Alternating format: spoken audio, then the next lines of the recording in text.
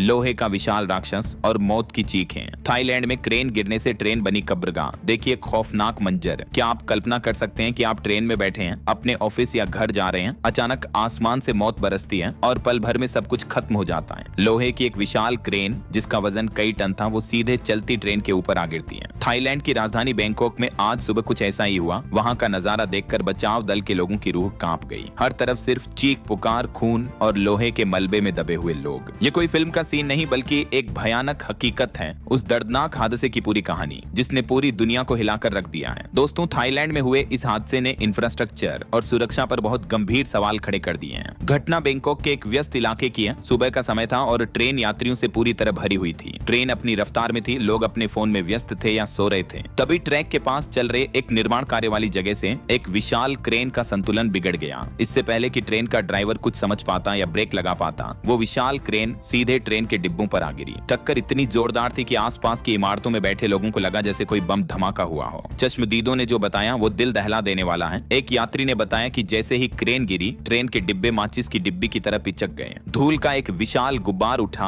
और उसके बाद सिर्फ अंधेरा था। जब धूल हटी तो मंजर भयानक था। ट्रेन के कई डिब्बे पटरी से नीचे उतर चुके थे। क्रेन का भारी हिस्सा यात्रियों के ऊपर गिरा हुआ था। अंदर फंसे लोग बाहर आने के लिए कांच पर हाथ मार रहे थे। लोहे के सरिये और कांच के टुकड़ों ने कई लोगों के शरीर को छलनी कर दिया था। वहां मौजूद लोगों ने बताया कि उन्होंने जिंदगी में ऐसा खौफनाक दृश्य कभी नहीं देखा। घटना की खबर मिलते ही पुलिस और एम्बुलेंस की सायरन गूंजने लगी, लेकिन राहत कार्य इतना आसान नहीं था। क्रेन का वजन इतना अधिक था कि उसे हटाना मुश्किल हो रहा था। गैस कट्टर से ट्रेन की बोगियों को काटकर लोगों को बाहर निकाला गया। घायलों की हालत देखकर अस्पताल के डॉक्टर भी हैरान थे। इस हादसे में कई मासूम लोगों की जान चली गई है और अनेकों लोग जिंदगी और मौत की जंग लड़ रहे हैं। सबसे दुखद बात यह है कि मरने वालों में स्कूल जाने वाले बच्चे और काम पर जाने वाले आम नागरिक शामिल हैं, जिनके घर वाले सुबह उन्हें हंसते हुए विदा करके आए थे। अब उन्हें उनकी पहचान करने के लिए शवगृह जाना होगा। अब सवाल यह उठता है कि इस मौत के तांडव का जिम्मेदार कौन है। शुरुआती जांच में यह सामने आया है कि यह एक मानवीय भूल और लापरवाही का नतीजा है। जिस वक्त ट्रेन वहां से गुजर रही थी, उस वक्त क्रेन वहां काम क्यों कर रही थी? क्या सुरक्षा नियमों का पालन नहीं किया जा रहा था? थाईलैंड के परिवहन मंत्री ने इस घटना पर गहरा दुख जताया है और सख्त कार्रवाई का वादा किया है। उन्होंने कहा है कि जो भी कंपनी या अधिकारी इसके लिए दोषी होगा, उसे बख्शा नहीं जाएगा। लेकिन क्या सजा देने से वो जान वापस आ जाएगी जो इस हादसे में चली गई? ये हादसा हम सबके लिए एक चेतावनी है। अक्सर हम देखते हैं कि हमारे शहरों में भी मेट्रो या फ्लाईओवर के काम चलते रहते हैं और नीचे से ट्रैफिक गुजरता रहता है। जरा सी लापरवाही कितना विशाल नुकसान कर सकती है, यह थाईलैंड की इस घटना ने साबित कर दिया है। फिलहाल वहां रेस्क्यू ऑपरेशन खत्म हो चुका है और अब ट्रैक को साफ करने का काम चल रहा है। लेकिन जिन लोगों ने अपनों को खोया है, उनके जहन से यह भयानक मंजर शायद ही कभी मिट पाएगा। दोस्तों, जीवन बहुत अनमोल है और कब क्या हो जाए कोई नहीं जानता।